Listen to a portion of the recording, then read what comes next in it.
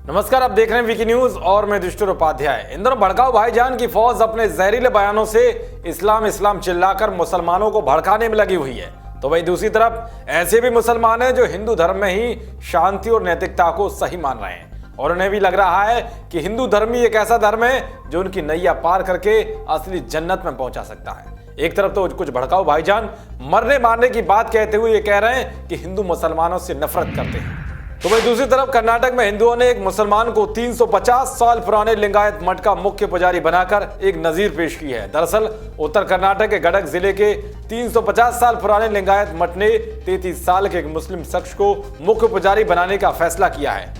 दीवान शरीफ रहमान साहब मुल्ला 26 फरवरी को मुरुग राजेंद्र कौरेश्वरा शांति मठ की जिम्मेदारी संभालेंगे। ये मठ कलबुर्ग की खजुरी गांव में स्थित है और कर्नाटक और महाराष्ट्र के लाखों अनुयायी इससे जुड़े हैं। बता दें कि शरीफ ही नहीं बल्कि उनका पूरा खानदान ही इस मठ से जुड़ा हुआ है, क्योंकि शरीफ के पिता ने कई साल पहले इस मठ के लिए 2 एकड़ जमीन दान की थी। अगर वो चाहते तो मस्जिद के लिए भी दे सकते थे, लेकिन उन्होंने हिंदू धार्मिक स्थल को ही सही मानते हुए मठ को ही चुना। खजूरी मठ के मुख्य पुजारी मृग राजेंद्र कौरेश्वरा शिवयोगी ने कहा है कि बसव का दर्शन सार्वभौमिक है और हम जाति और धर्म के आधार पर भेदभाव न करते हुए हर किसी को गले लगाते हैं। उन्होंने 12वीं शताब्दी में सामाजिक न्याय और भाईचारे का सपना देखा था।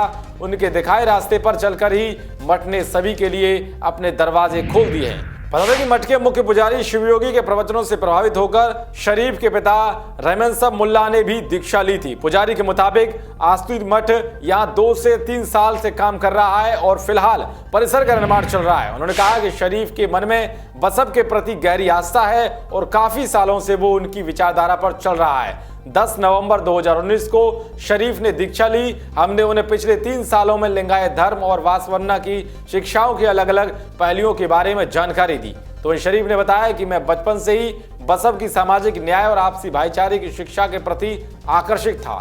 मैं पास में गांव में आटा चक्की चलाता था और खाली वक्त में बसवन्ना और 12वीं शताब्दी के अन्य साधियों की ओर से लिखे गए प्रवचन पढ़ता था।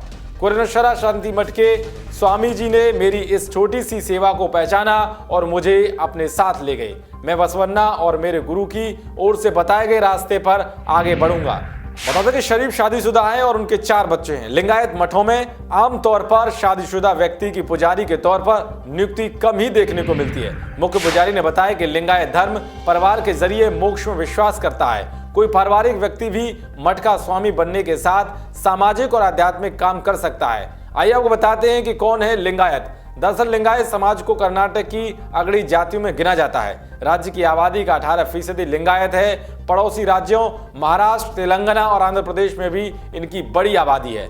लिंगायत और वीरशैव कर्नाटक के 2 बड़े समुदाय हैं। इन दोनों का जन्म 12वीं शताब्दी के समाज सुधारक आंदोलन से हुआ है। इसकी अगुवाई समाज सुधारक बसवन्ना ने की थी। लिंगायत समाज पहले वैदिक धर्म का ही पालन करता था, लेकिन इसकी कुरीतियों को हटाने के लिए इस नए संप्रदाय की स्थापना की गई। लिंगायत परंपरा में अंतिम संस्कार की प्रक्रिया भी अलग है। लिंगायत में शवों को दफनाया जाता है। खैर कुछ भी हो, मगर जिस तरह से एक मुसलमान को 350 साल पुराने मठ का पुजारी बनाया है, इससे जहरीले बोल बोलने वाले भड़काऊ भाईजान को सबक लेना चाहिए।